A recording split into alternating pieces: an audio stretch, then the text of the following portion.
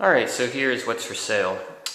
In this kit there are 3 of these Brightech PS200 flash lights for photography. 2 of them have these attachments right here, and then you can do additional attachments from there, like an umbrella, which I'm including. And here's the umbrella attachment. It's got white, I'll just show you. It's just a white reflective surface on the inside, so you could attach that to one of those lamps if you choose. And then I have included a soft box as well. There's a problem with the soft box, however, that I'll outline here. One of the rods, one of the 4 rods that keep the soft box straight at the corners is missing. So you'll see there's one here, there's one here, and one here. On the bottom though here, I don't have that rod. Instead of just trashing the soft box, which I thought about, I'm just going to include it anyway. The price will reflect the fact that this piece is not fully complete. But what you could do is you could either try to rig a rod for this area, or you could just pull the softbox back so that it becomes caught on the back of this piece here. Which means it'll still work, but when you actually have it on a stand, it won't be, all 4 corners wouldn't be fully erect. I've used it like this, and I didn't see any drop-offs, so kind of up to you what you want to do with that, but I will include it.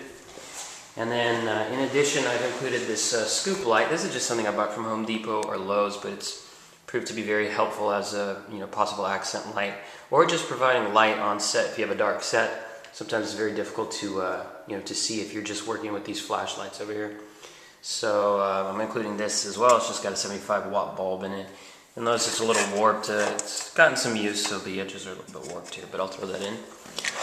Then we have an accent flash right here.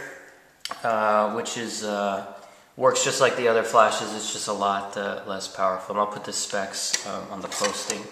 And then we have one stand. It's a smaller, lightweight stand for this flash. So you could either use this piece right here. What I do a lot, though, I'll just screw a regular light bulb into this. Sometimes, just depending on what I want to do, you have that option as well. So if you screw a regular light bulb onto this and it's plugged in, when you just turn it on, you'll have light.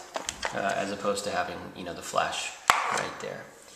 I have one of these cables, and these are sync cables, so these plug in from either your camera to one of the flashes or from flash to flash, and this is what will allow all the flashes to go off at the same time. I only have one, and if you have all these hooked up, you would need a bit more if you want to use these to sync up. So this is what I imagine would be a pretty cheap accessory at a camera store, B&H Photo, but just want to let you know that. Also, the flashes will too have a built-in sync, so where it'll flash when it senses a flash going off. A lot of times that works well for me too. The cable, I guess, is just an additional, maybe more accurate way. I haven't done still photography kind of in like 5 years now, so some of my terms might be off. I apologize. I kind of got out of the business, and that's why I'm selling this stuff.